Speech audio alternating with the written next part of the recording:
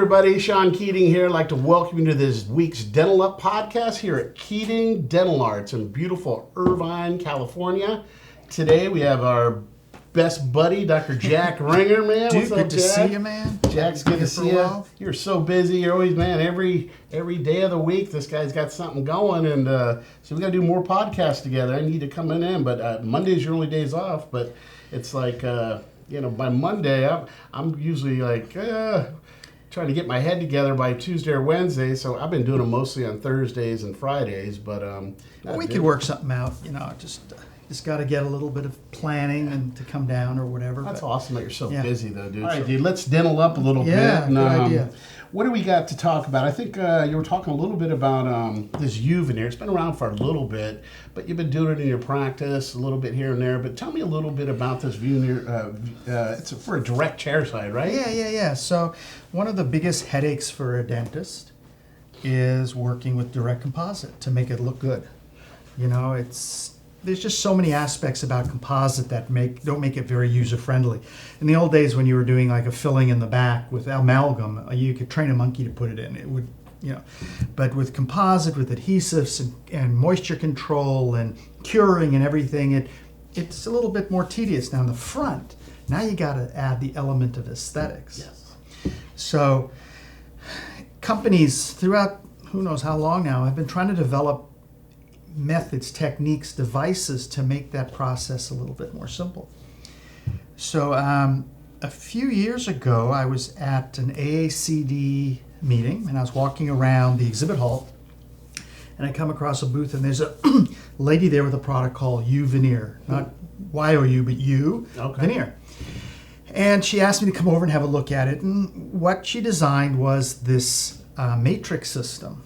And this is for anteriors, from cuspid to cuspid, upper and lower. And they've built it out of a very rigid, beautifully smooth material. Comes in various sizes, so you can fit it to different teeth. And the process basically is pretty simple. A patient comes in, let's say they have a big class 4 fracture. Could be an emergency basis. It could be that you want to treat this directly. Traditionally, you'd have to sit there and sculpt and try to get the contacts and everything, and that's fine. Mm-hmm. But here, you treat the tooth, you create whatever chamfer lines that you want to do, etch it, put it on your adhesive, and then load this little device with whatever composite, and squeeze it down. It's like a reverse of a fingernail type thing, and it's just already small, medium, large. Right, there are quite a few sizes. Yeah. And when you push it down, all you do is remove the excess, cure through it because it's transparent, take it off, and in a lot of times you don't even have to finish. Yeah, it's crazy. So beautiful. Any crazy, you got any tough patients lately or anything? A little bit tough? Yeah, so this is, kind of in line we're talking about. It's something that fascinates me in my practice.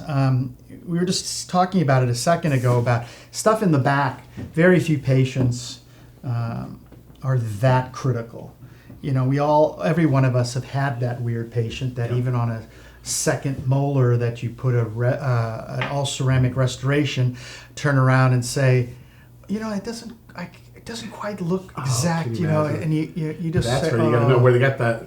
Give me the mirror. Let me look at this 31, and I get patients like that all the time. And doctors go, Sean, man, it's an A3-5 of the gingival third, but then we got A3 at the middle third. Then it's got some hypocalcification on the mesobuccal cusp with some modeling and some white, And you're talking 31. It's a freaking 31, dude. And she's going to pull back her third, like, look at honey.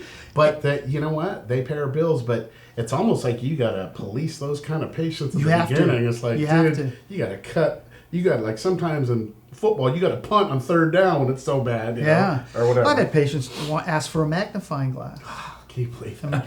But you're right. There's another little pearl for dentists when they have patients come in and they have an opportunity to have a big case. Yep. And a lot of times the eyes are lighting up because of the revenue that they can generate, let alone maybe end up having a beautiful case. Yeah, exactly. But they need to spend time with that patient talking and getting into their head. Because if that patient said, I've been to like 5 different dentists. Okay. That's time out. So- That's red flag. You do one of two things, as far as I'm concerned, with patients that are going to be incredibly demanding, is you either say to them, I'm sorry, I can't help you. I don't have the skill set or whatever to make you happy. Yeah. Or you price it so high Yeah. that patient either leaves, or you've given yourself so much room money-wise that you have time to redo stuff. Absolutely. You know, How does that work with you? Do you have a special sheet?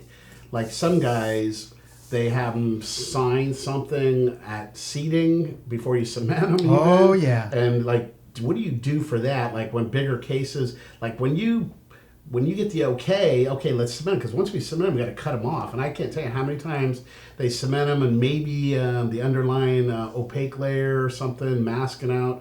Maybe something was a little too much show through. But God, once you cement them, you got to cut those things off. I But know. where the patient comes back 2 days later saying, I really don't like the colors here.